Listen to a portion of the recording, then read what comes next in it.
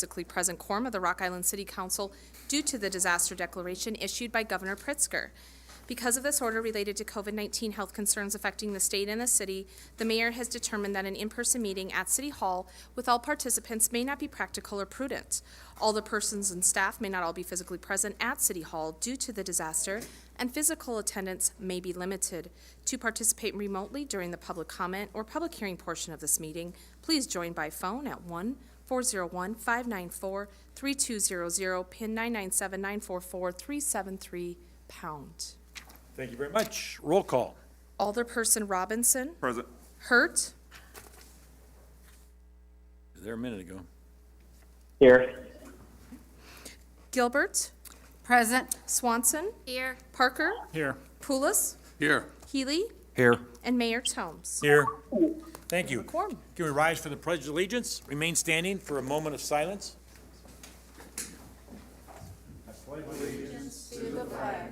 Of the United States of America, and to the republic for which it stands, one nation, under God, indivisible, with liberty and justice for all.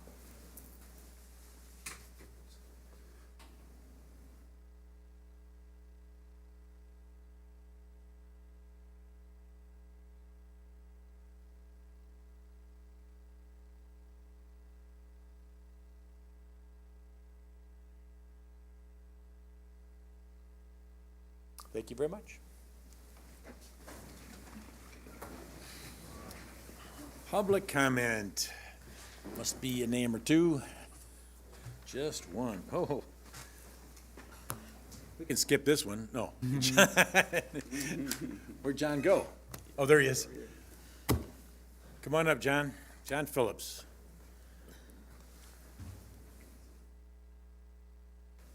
Uh-oh, he's got a speech written. Thank you for the opportunity to speak. I want to speak on behalf of the Special Service Area Ordinance. First, I want to acknowledge the businesses in the downtown. Many have been there a long, long time doing wonderful work, and that's the heart of a successful downtown, is the businesses that are providing those important services. But it takes a lot of different elements to make a successful downtown. And the city, with the infrastructure investment that I think is underway, is a great addition.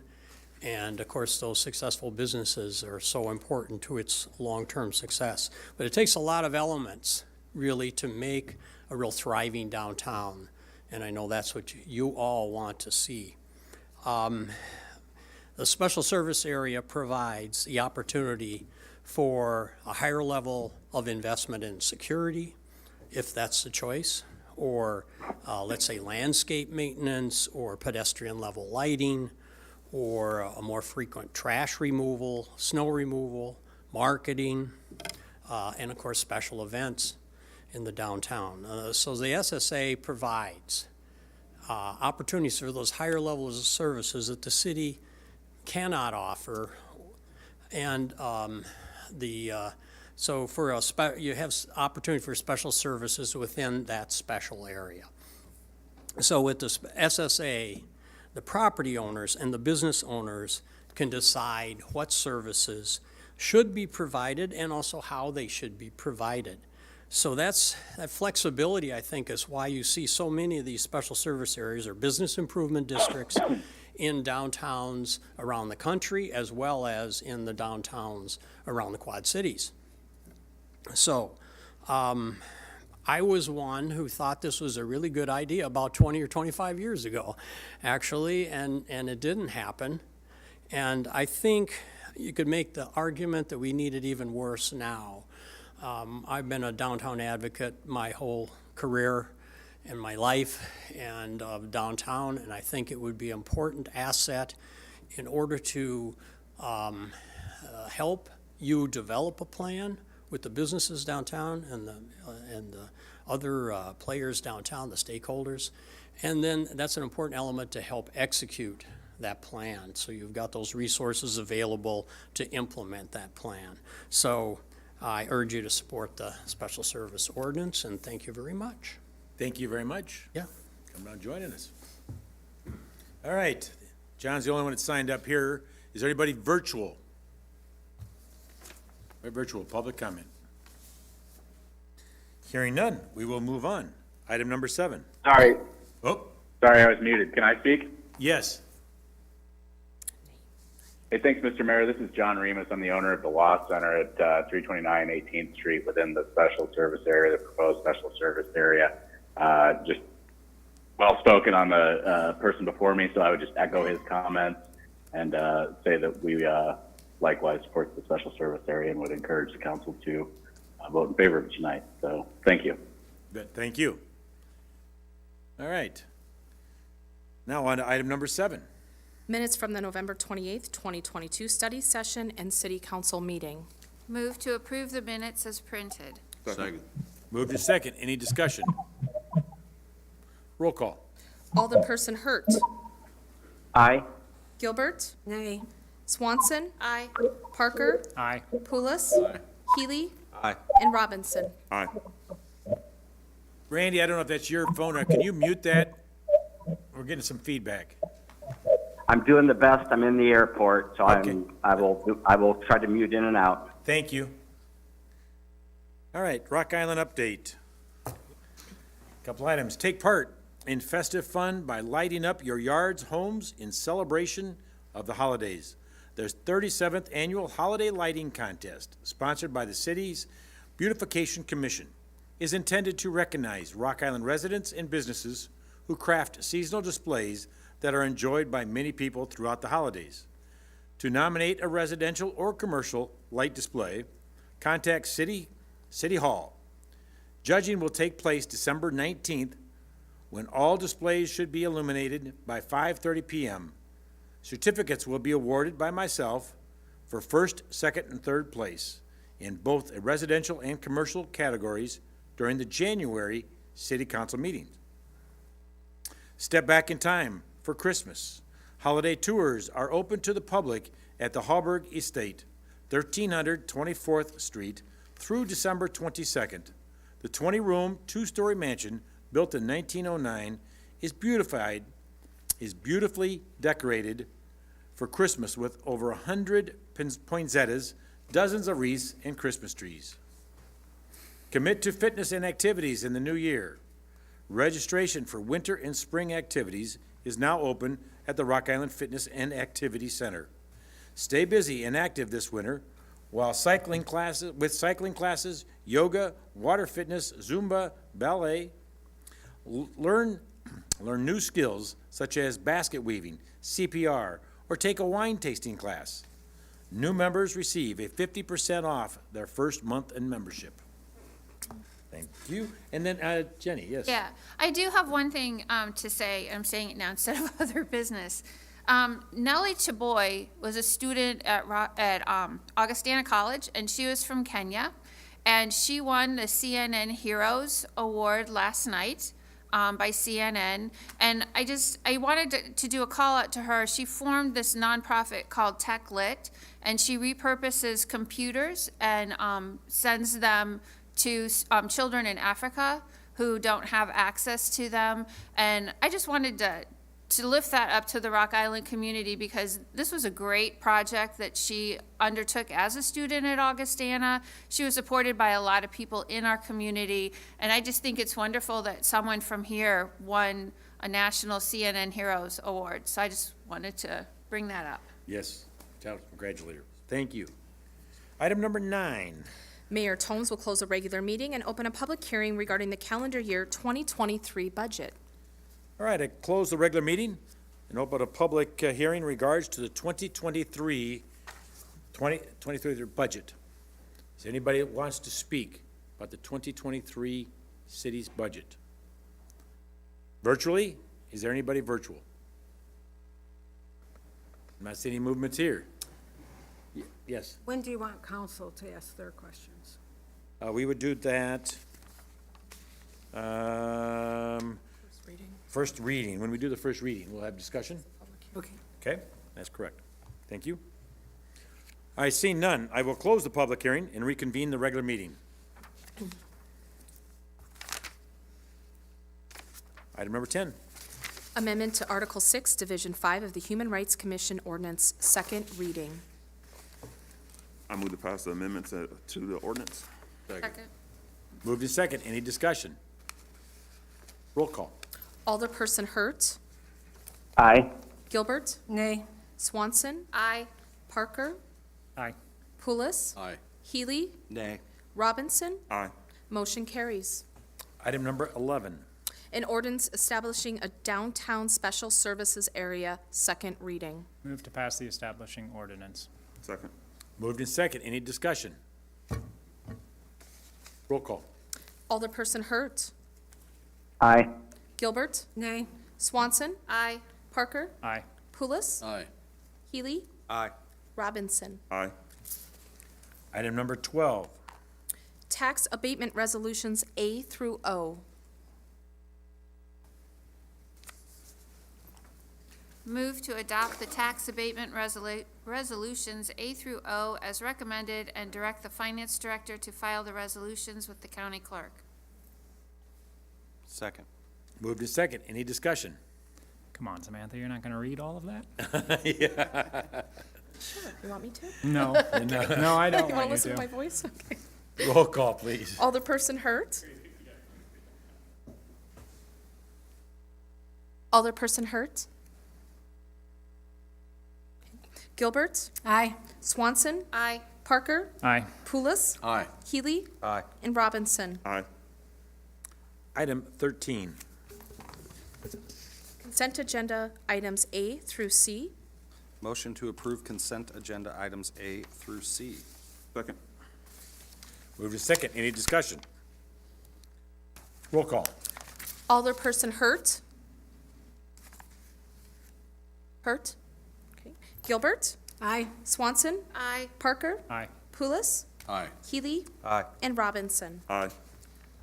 Item 14. Claims, report from the Public Works Department regarding payment number 1 in the amount of $264,855 to Centennial Contractors of Moline, Illinois for the 2022 Sidewalk and Pavement Patching Program for services from August 1st through October 7th, 2022. B, report from the Public Works Department regarding payment in the amount of $24,531.01 to Langman Construction of Rock Island for an emergency water repair from October 18th through November 4th, 2022. And C, report from the Public Works Department regarding payment in the amount of $32,536.42 to McClintock Trucking and Excavating of Silvis for an emergency sewer main repair. Motion to allow all claims A through C. Second. Moved in second. Any discussion? Due to the nature of my employment, I need to recuse myself. Roll call, please. Alderperson Hurt. Gilbert, Aye. Swanson. Aye. Pulis, Aye. Healy, Aye. and Robinson. Aye. Item 15. Report from the Public Works Department regarding bids for the 2023 Water Service and Sanitary Lateral Repair Programs, Projects 2526 and 2564, recommending the bid be awarded to McClintock Trucking and Excavating of Silvis, Illinois, in the amount of $288,150. Motion to award the bid and authorize the city manager to execute the contract documents. Second. Moved in second. Any discussion? Due to the nature of my employment, I need to recuse myself from this vote as well. Roll call. Alderperson Hurt. Gilbert, Aye. Swanson. Aye. Pulis, Aye. Healy, Aye. Robinson. Aye. Item 16. Report from the Community and Economic Development Department regarding a one-year Economic Development Services Agreement extension with the Development Association of Rock Island, or DARI, through December 31st, 2023, with no cost increase. Motion to approve a one-year extension to the DARI service agreement and authorize the city manager to execute agreement subject to minor attorney modifications. Second. Moved in second. Any discussion? Roll call. Alderperson Hurt. Gilbert, Aye. Swanson. Aye. Parker. Aye. Pulis. Aye. Healy. Aye. And Robinson. Aye.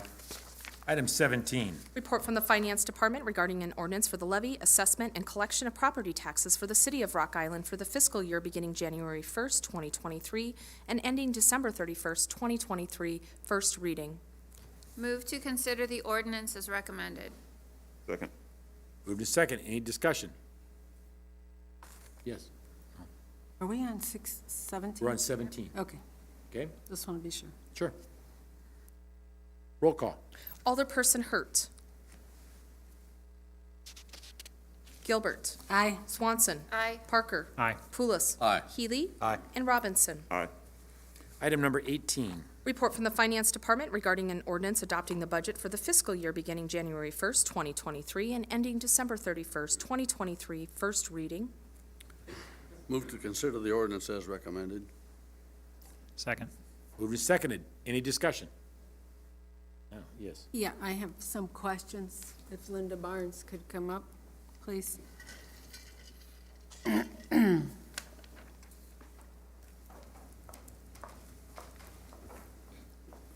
Hi.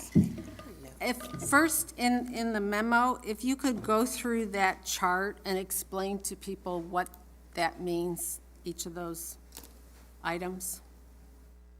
Sure. So originally, during the budget presentation, and this is, during the budget presentation, we showed a general fund access of about a little over 600,000. So since that time, we have made adjustments to the budget, which is not unusual. That happens pretty much every year. Right. So to be transparent, we list the changes that we've made since the presentation. So the first part there is for the SSA transfer, and that's the city's portion of the SSA for $150,000. Right? Okay. The next two are just some additional budget expenses for citizen survey, for administration, and software for the city clerk, so $25,000 and $10,000 respectively. Could you go back to the SSA transfer? Mm-hmm. So there's the general fund, that's the city's portion, and then there's two economic development. Right, so that's really, what we're doing is we're transferring the money from the general fund. So that's an expense. Right. And we transfer it to community and economic development because at this time, we don't have a SSA fund set up. So that negative 150,000 is the revenue going into 207. And then that other is the actual expense within 207. So that's to cover the 300,000 until we get like the, It's actually all the same, 150,000, and it's just a placeholder, really. We still would need to, work with the chamber and the downtown group to identify exactly what that contribution would be made, and probably have a separate agreement related to that. But it all just contemplates, all three of those lines just contemplate one expenditure by the city of 150,000. okay. Correct. I just want people to understand that. And a lot of times we leave those transfers out, but just to be, transparent. Right. And it's just good to show. Okay. Okay. And, go ahead. Okay, so then you talked about the survey and the software. So the next one, the next two lines, transfer to engineering and transfer from general fund. Again, we're moving money from the general fund to engineering, and we discussed during the budget presentation, trying to use our access general fund, which we have 1.7 million at the end of 21 to take care of, various deficits. So this one will transfer enough money to balance out the engineering fund for 2023. Okay. Okay?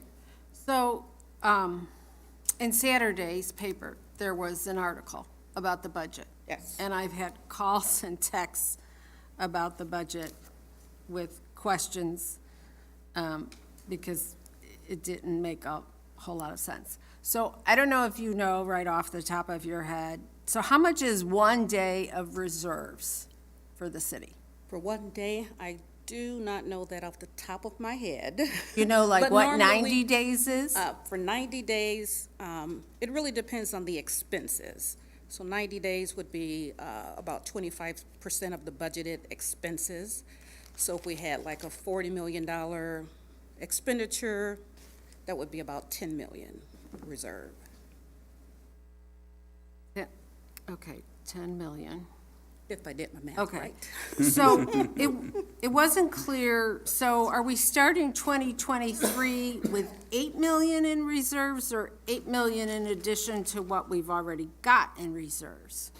So, just to clarify, so that 8 million includes the 1.7 million from 2021. And then that difference is us projecting the 2022 reserve. So we don't know what that will be until the audit's completed in June.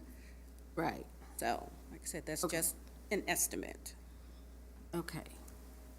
And that chart that we just reviewed, that showed how we went from 667,000 in revenues over expenditures to the $685,000 deficit in the general fund, correct? Right, because we're using some of that Right.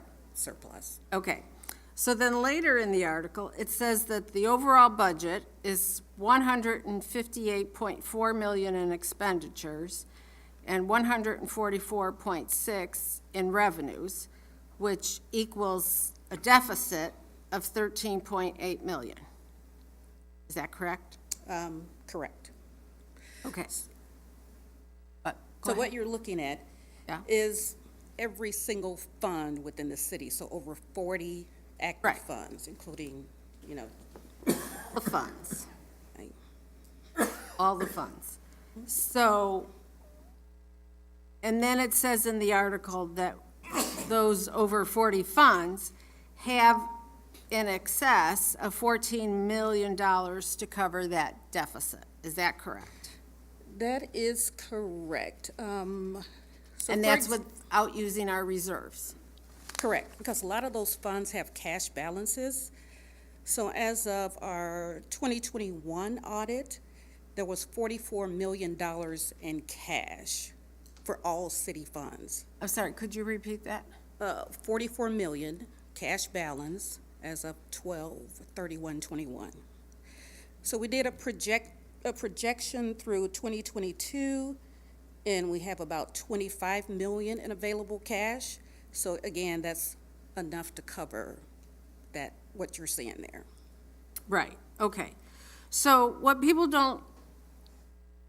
are having trouble understanding is we're saying we have a deficit of 14 million, but we have a surplus of 8 million. They're like, how can you have both? Or are you saying like we've got 8 million sitting in what people reserves or savings? So 8 million is only the general fund only. 8 million is general fund only. And like I said, a lot of attention is paid to the general fund because that's supported mainly by taxes. So, but that 8 million is like, we call it reserves, or it's like savings in the general fund. Is that what you're saying? Above the 90 days, again, what I can tell you for sure is as of 2021, it was 1.7 million surplus. Anything above 1.7 million, we're projecting, because that's through 2022. So until the audit is completed in June, we won't know the exact surplus. In the $14 million deficit in the overall budget, it really just contemplates the fact that in that year, your expenditures exceed your revenues. But it's a balanced budget because you use available fund balance to cover that gap. Right, but you can understand people's Sure. yeah. confusions Oh, where. Definitely. It's good to clarify. You know, it said, first we have an $8 million surplus, then it talked about the general fund. And that we've started whittling down our deficit. It used to be much more. But then at the end of the article, it talks about a $14 million deficit. And you're talking about different points in time, one's projection and one's not. And why it happens on the total budget is you'll accumulate revenues in order to do capital projects or things like that. So the revenue might be realized one year and the water fund spent in a different year, so. Right. And plus, in that listing of all the expenditures by funds, correct, there are ARPA's in there, and ARPA's covering $15 million in expenditures this year, correct? 15 million, yes, in the ARPA fund. Yes. Okay. So, I just found it very confusing for people to understand really what's going on with the budget. Good news is we are planning to have a budget digest booklet for year end, and we'll try to really touch on the difference between, when we're looking at just the general fund and when we're looking at all funds, and then the difference. So we'll try to address those items. So by the end of the year or at next week's meeting or? Not next week, because we have to make sure we have good numbers. Oh, okay. Yeah, so normally, once we're done with the second reading, and we have to post things on the website. Right. So I don't want to say by Sure, okay. the day after the 19th, but by end of the year. It'll take a little bit of formatting too. Yeah, You want we've to try got to to- Oh, create yeah. something that's easy to understand. Because that was one of the goals that we had for the new objective, was that by just listing the expenditures, it wasn't really giving the full budget picture Exactly. for the public. And then our new software will make it even better, so I'm looking forward to that. So, that was it. Thank you. You're welcome. Thank you. Any further discussion? Roll call. Alderperson Hurt. Gilbert. Nay. Swanson. Aye. Parker. Aye. Pulis. Aye. Healy. Aye. And Robinson. Aye. Item number 19. Report from the Finance Department regarding an ordinance for the property tax levy of the Downtown Special Services Area, SSA, providing $310,613 in property taxes for collection in the fiscal year beginning January 1, 2023, and ending December 31st, 2023, first reading. Move to consider the ordinance as recommended. Second. Move to second. Any discussion? Roll call. Alderperson Hurt. Gilbert. Nay. Swanson. Aye. Parker. Aye. Pulis. Aye. Healy. Aye. Robinson. Aye. Item number 20. Report from the Finance Department regarding the 5-year capital improvement plan, CIP, for CY 2023 through CY 2027. Move to approve the 5-year capital improvement plan as recommended and authorize staff to implement the CY 2023 projects and expenditures pending approval of the CY 2023 budget. Second. Move to second. Any discussion? Roll call. Alderperson Hurt. Gilbert. Aye. Swanson. Aye. Parker. Aye. Pulis. Aye. Healy. Aye. Robinson. Aye. Item number 21. Report from the Finance Department regarding a budget adjustment and corresponding transfers between ARPA Fund 248, General Fund 101, and the Amortization Fund 602 in the amount of $608,409.82 for the purchase of snow equipment for CY 2022. Move to approve the budget adjustment and corresponding transfers as recommended. Second. Move to second. Any discussion? Roll call. Alderperson Gilbert. Aye. Swanson. Aye. Parker. Aye. Pulis. Aye. Healy. Aye. Robinson. Aye. Item 22. Report from the Finance Department regarding a budget adjustment for the Rock Island Police Department, increasing the Police Contributions Fund 273 by $1,750 for the Cops for Christmas program. Move to approve the budget adjustment as recommended. Second. Move to second. Any discussion? Roll call. Alderperson Gilbert. Aye. Swanson. Aye. Parker. Aye. Pulis. Aye. Healy. Aye. Robinson. Aye. Item 23. Report from the Finance Department regarding a modification to the purchasing policy in order to satisfy federal procurement requirements. Motion to approve the modification to the purchase policy? Second. Moved and seconded. Any discussion?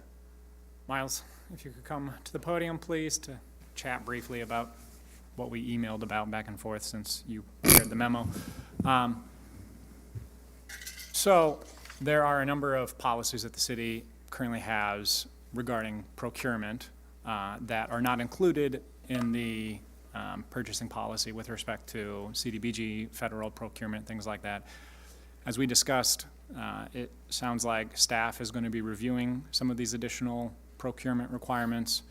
I mean, that's an accurate understanding. I mean, is there a timeline or anything like that? For this, there is a timeline for getting it approved. Well, correct. So one of the things, just taking a step back for some greater context, this specific amendment to the purchasing policy is connected back to the HUD monitoring that we underwent earlier this summer. So this specific change is time sensitive. We need to have it approved by the end of the year for HUD. The other items that you contacted staff about regarding different types of local, state, and federal procurement regulations, how they relate to one another, which ones take precedent over others, and how exactly one decides, like, you know, if the most restrictive applies, well, what if different parts of each one are more or less restrictive based on context or project type? That's going to be a longer conversation, though it's certainly one I think we should have. Right now, staff is just trying to move through what is time sensitive and what isn't. I think some of those things deserve a little longer term conversation, and they're not time sensitive necessarily. They're also not just limited to CED, so they're conversations really that several different departments should have together. Some of the regulations that you pointed out, for example, involve project costs which far exceed anything CED is ever going to manage directly. So this particular thing, of course, doesn't cover all of the different things maybe that we would want to cover in the future, but this is the one that we need to get taken care of before the end of the year.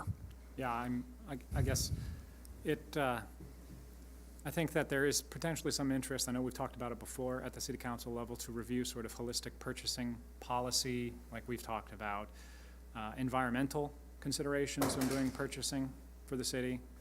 Former alder people were always very adamant about if there's a greener product, or if we can find the product here locally, right, versus buying it on Amazon, there should be, we should be procuring things through that way. So I guess there's a much bigger conversation about procurement that I think needs to take place, and I'm curious to see how CDBG and other federal sources of funding will kind of mesh into that conversation.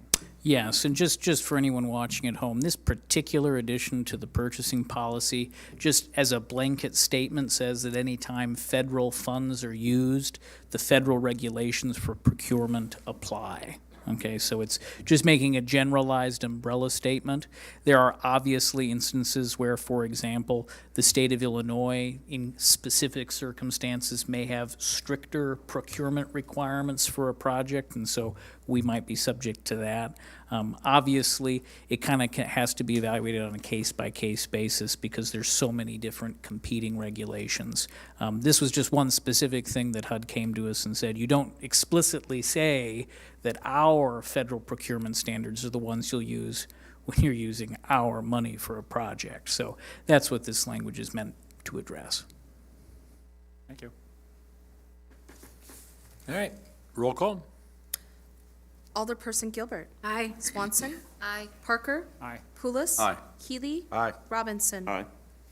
Item 24. Report from the Community and Economic Development Department regarding updates to the city's Community Development Block Grant, CDBG, Program Manual. Move to approve the updated CDBG program manual. Second. Moved in second. Any discussion? Roll call. Alderperson Gilbert.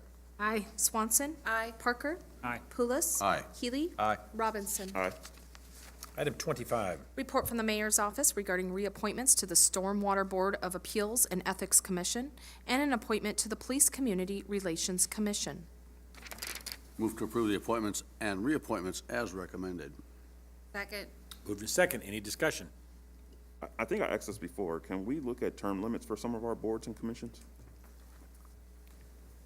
Yeah, I mean, the mayor doesn't determine that. Some do have, well, they have term limits as far as how many years they sit there, but then how many times those are replaced, there's not too many of those. Miles is working on rewriting some of those. So, there's a lot of boards and commissions. Kind of ran up there for this. Oh, well, like- so many of the boards and commissions that are meeting on a regular basis, and by regular I mean monthly, okay, or at least are theoretically scheduled on a monthly basis, are under CED's purview. So we've spent a lot of time thinking about this kind of question. Over the last 5 years, we've been going through and doing some periodic updates for the different boards and commissions. Some of them, when we've asked what their preferences are very in favor of having their own positions term limited. Others are not. I think CED would be very interested in having a broader conversation with the council about maybe some general frameworks for all boards and commissions. That could be one of the things as a policy matter the council could establish. For example, all boards and commissions must have a certain type of term limit. As we do these updates, that kind of thing would be very helpful because, of course, for staff, what we want is consistency so that we can remember all the rules more easily. And also treat everybody the same way and get everything kind of working in the same manner. So in some ways, they're all treated the same. They're all subject to OMA in the same way. All that kind of stuff is the same. Term limits, though, it's all across the board. We have some boards and commissions which have members who've served upwards of 35 years just because they're not term limited, and the mayor and the councils have consistently reappointed them.